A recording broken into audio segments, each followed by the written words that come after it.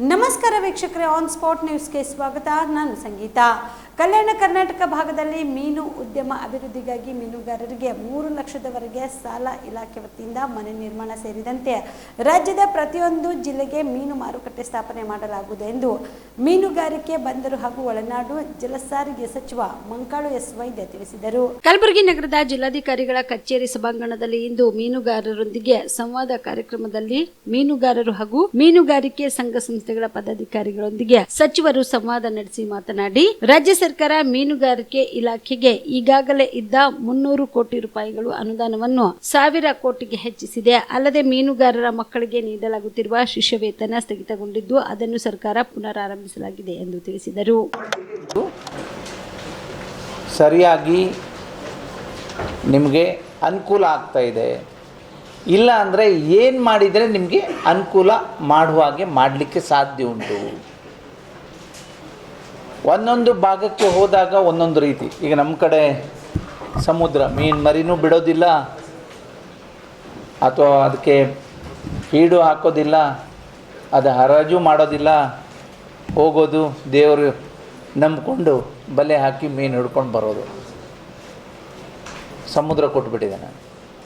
ಕೆಲವು ಕಡೆ ನದಿ ಇದೆ, ದೊಡ್ಡ ದೊಡ್ಡ ನದಿ ಇದೆ, ಅಲ್ಲೂ ಹಾಗೆ ಹೆಚ್ಚು ಕಡಿಮೆ ಯಾವುದೇ ಮೀನು ಮರಿ ಬಿಡದೆ ಅಲ್ಲೂ ಉತ್ಪನ್ನ ಆಗ್ತಾ ಇರ್ತದೆ, ಸಿಗ್ತಾ ಇರ್ತದೆ, ಹೋಗ್ತಾ ಇರ್ತದೆ. ಇನ್ನೊಂದು ಕೆರೆಯಲ್ಲಿ ಪ್ರತಿ ವರ್ಷ ಮೀನು ಮರಿ ಬಿಡಬೇಕು, ಮತ್ತು ಮೀನನ್ನು ಹಿಡಿಬೇಕು, ಮತ್ತು ಪುನಃ ಮಳೆ ಹೊಯ್ಲಿಲ್ಲ ಅಂದರೆ ಮೀನು ಬಿಡುವಂಗೂ ಇಲ್ಲ, ಅಲ್ಲಿ ಮರಿನೂ ಬಿಡುವಂಗಿಲ್ಲ.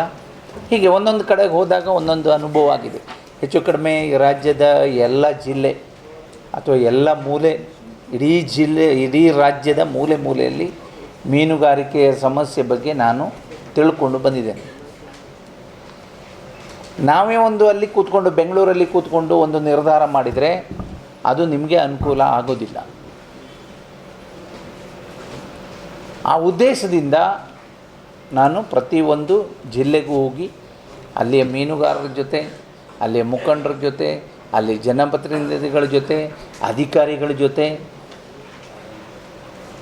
ಚರ್ಚೆ ಮಾಡಿ, ಉದ್ದೇಶ ಒಂದೇ, ಮೀನುಗಾರರಿಗೆ ಅನುಕೂಲ ಆಗಬೇಕು, ಅದರ ಪ್ರಯೋಜನ ಆಗಬೇಕು.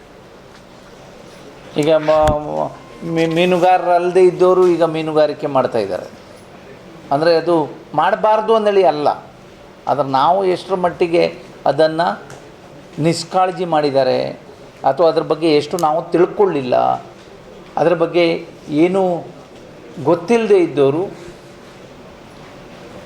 ಇವತ್ತೇ ಅದರಲ್ಲಿ ಸಕ್ಸಸ್ ಆಗ್ತಾಯಿದ್ದಾರೆ. ಆಗಲಿ, ನಮ್ಮದೇನು ಅದು ಅಬ್ಜೆಕ್ಷನ್ ಅಲ್ಲ.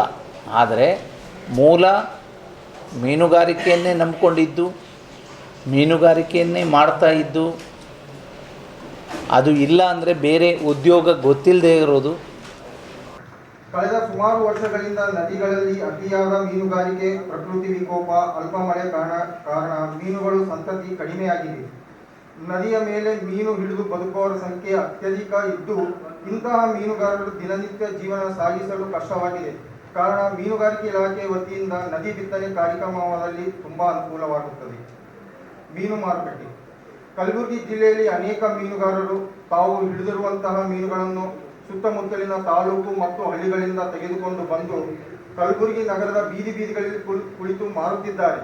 ಬೀದಿಗಳಲ್ಲಿ ಮೀನು ಮಾರಾಟ ಮಾಡುವುದರಿಂದ ಜನಗಳು ಕೊಳ್ಳಲು ಹಿಂಜರುಗುತ್ತಿದ್ದಾರೆ. ಕಾರಣ ನಮ್ಮ ಜಿಲ್ಲೆಯ ಕಲಬುರಗಿಯ ನಗರದಲ್ಲಿ ಒಂದು ಸುಸಜ್ಜಿತವಾದ ಮೀನು ಮಾರುಕಟ್ಟೆವಾದರೆ ಜನಗಳಿಗೆ ಒಳ್ಳೆಯ ಸ್ವಚ್ಛ ಮೀನು ನೀಡಲು ಅನುಕೂಲವಾಗುತ್ತದೆ. ಬಿಪಿಎಲ್ ರೇಷನ್ ಕಾರ್ಡ್ ಹಾಗೂ ಆಯುಷ್ಮಾನ್ ಕಾರ್ಡ್ ಫಲಾನುಭವಿಗಳಿಗೆ ಸುಜಿನಿ ಆಸ್ಪತ್ರೆಯಲ್ಲಿ ಉಚಿತ ಚಿಕಿತ್ಸೆ. ಕಲಬುರಗಿಯಲ್ಲಿ ಸ್ತ್ರೀ ರೋಗ ಹಾಗೂ ಮಕ್ಕಳ ಚಿಕಿತ್ಸೆಗಾಗಿಯೇ ಪ್ರತ್ಯೇಕ ಆಸ್ಪತ್ರೆ ಪ್ರಾರಂಭ. ಸುಜಿನಿ ಕಲ್ಯಾಣ ಕರ್ನಾಟಕ ಭಾಗದ ಅತ್ಯಾಧುನಿಕ ತಾಯಿ ಮತ್ತು ಶಿಶುವಿನ ಆರೈಕೆಯ ಆಸ್ಪತ್ರೆ.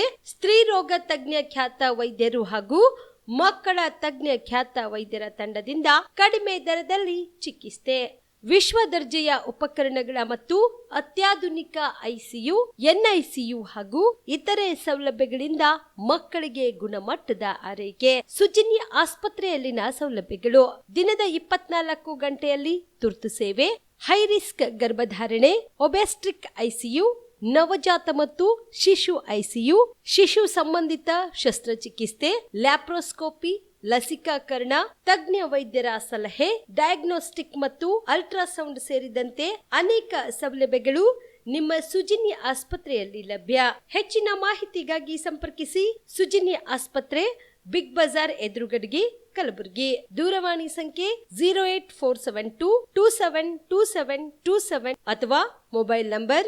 9900427814.